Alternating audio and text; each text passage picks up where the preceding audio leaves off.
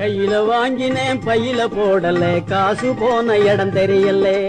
கையில வாங்கினேன் பையில போடல காசு போன இடம் தெரியல.